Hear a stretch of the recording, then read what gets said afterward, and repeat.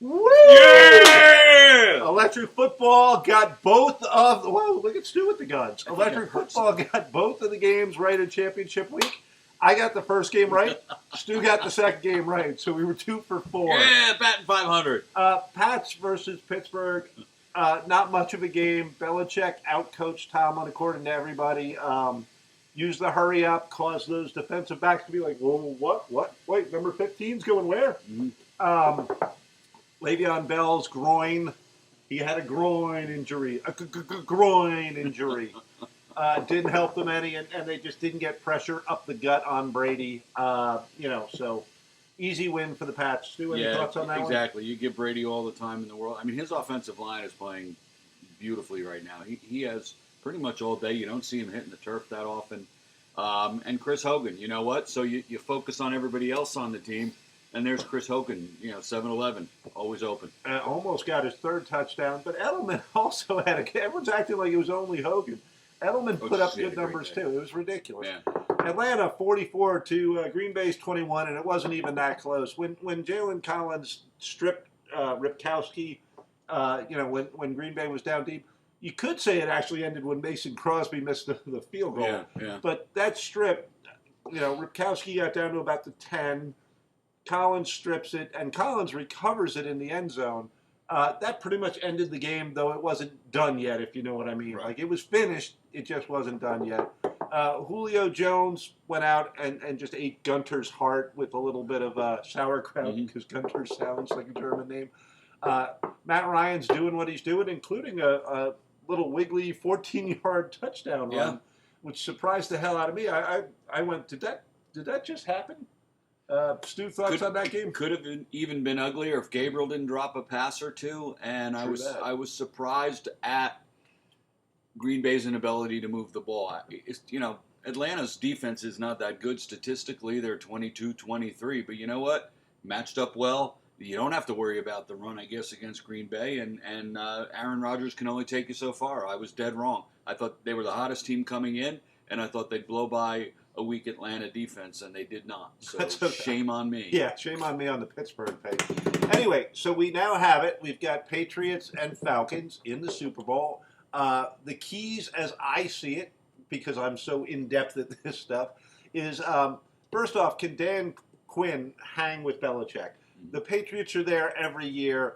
Quinn's been there as a defensive coordinator, but it's a little different as the head coach. Can they get a system in place? Will the pressure get to them? Quinn's defense, when he was with the Seahawks in, 2015, held the Patriots to 28 points. Holding somebody to 28 points sounds weird, but the way they're going right now, that's kind of what you're hoping for. Yeah. You're hoping to hold them in the 20s. Pressure from the D-line. Rashid Hageman had a great game. So they need him to push inside and disrupt Brady's, view, basically. And then you need Dwight Freeney, the ageless, who evidently does pass rush moves on old women in his grocery store. And Vic Beasley, the young guy, coming around the edge. You need Robert Alford, Jalen Collins, Brian Poole to get up there. Don't play back with these little shifty receivers. Get up there and knock them on their ass. Use that 5 yards you're allowed, otherwise they'll buy you.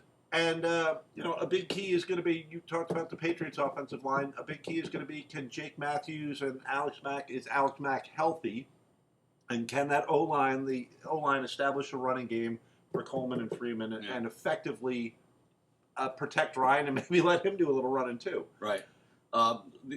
This is the two best offenses in the game right now. The Pats haven't lost since October. They're 14-2, haven't lost since October. They have scored 34 more points in the last 4 contests. Atlanta has scored 33 or more in their last 5 contests. So your point of 28 or under is probably right, because both of these teams are putting up, 5 touchdowns a game. Blount has 1 less rushing touchdown than Coleman and Freeman combined. That's a pretty telling stat. That means this guy's running the ball a lot, and they can't stop him. Belichick systematically shuts down anybody else's offense, and they're setting the record with their 9th Super Bowl appearance. and it's on these rub routes. I was doing a little reading today. These rub routes, which are almost a pick. Oh, they're a pick. But this is their bread and butter, and they've been doing it ever since the beginning of time with Belichick and Brady. They get the two receivers close enough just to get one of the defenders to either collide with the other guy or just enough room for a little Hogan or a little Amendola or a little Edelman to get out. And that goes to your point. Jam them at the line. Well, I'll go on with New England's keys in mind. Is can Malcolm Butler and Logan Ryan, can they match up with the bigger physical Julio Jones and Mohamed Sanu? Jones was just taking Gunter and tossing him, and Gunter was like hanging out like, wait for me. Get me off this machine. You know, it's a very different set of wide receivers when you got a couple of guys in the 200s and 220 range versus guys that are in the 190 range in 5'10 versus 6'3. So can New England's D-backs, along with their safeties, force it to more of a Taylor Gabriel, who did make some mistakes, who had some drops? Can New England generate a pass rush with their front four? Can they do it? I don't think they can. I don't know. What will Belichick decide to highlight, both on the offense and the defense, but mostly on the offense? You talked about Blunt. Is it going to be Blunt? Will it be Lewis? Will they key on the run, or will they go to the pass? How would you attack Atlanta's defense? Because he knows better than anybody, and he's going to, 1 week it's all run, 1 week it's all pass, and they can do that. They can shift like that. So I'll be very interested to see if they run at Beasley. I'll be very interested to see if they run at Dwight Freeney to try and wear him down. We'll find out. And last, to me, I think it's a very important thing. Does Martellus Bennett have a big impact on this game, or does the loss of Gronk in the playoffs once again hurt them, come back to bite New England at the end? Because there's a theory that, had Gronk been healthy, they would have beaten the Giants at least once. So those are my keys. Stu, you want to do your pick first? Well, this is a tough game for Atlanta. The Patriots they're the best defense in allowing scoring to happen. So they keep them from scoring. It's the first time any of these Falcons have ever been to the big game, while the Pats are there practically every year. Any of them? No. Dwight Freeney's been in the All right, but all right. I know what you're 53 saying. guys. The same thing I was saying. Less experience. That's what I'm going. Big pressure. I go with the experienced team. I go with the smartest head coach probably ever. And with this win, he and Brady will cement themselves, to me, as the best coach and the best quarterback in the history of the NFL. Don't be mad at the Patriots. Be envious. Every team in the league wants to be this team. Oh, God, I kill for this kind of a record. Exactly. Our viewer, Dolphin316, with the quote of the year, and this is it. I would literally root for a team consisting of ISIS members over the Pats at this point. So sick of them. That's how the rest of America, except for New England, feels right now. So my pick is Pats 45, Falcons 27. DeGramo Tate, I believe, is one of our guys, and he pretty much called this up to the Super Bowl. So props to him. I'm going against you, so we'll get it right. One of us is going to get this one right. Electric Football guarantees we will win this pick. I'm taking Atlanta 31, New England 24. I honestly think that they're going to have matchup problems handling the backs both in the run game and because of their versatility in the passing game. I think Atlanta's got two interesting tight ends that could be used, Hooper and Tulalololololo. And I think Atlanta's defense is now gelled and underrated. I hope you're right, man. I think they've had the best.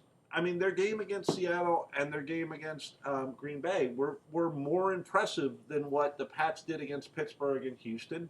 I'm going with the hot team. I'm going with the unstoppable offense. I'm going with the Matt Ryan MVP season. All right. I'm going Falcons. I'm hoping you're right, man. Chris Swafford, that one's for you, baby. Well, I want to thank, this is the last show of the year. First of all, Steve, it's been a pleasure as always. I always enjoy talking football with this man. Go Cutters. Want to thank our loyal viewers, including Andrew, Chris, Guru, 316, Dolphins, Rob, Xander, Bradley, and of course Gio for putting all these knuckleheads together, and we're actually having conversations with everyone.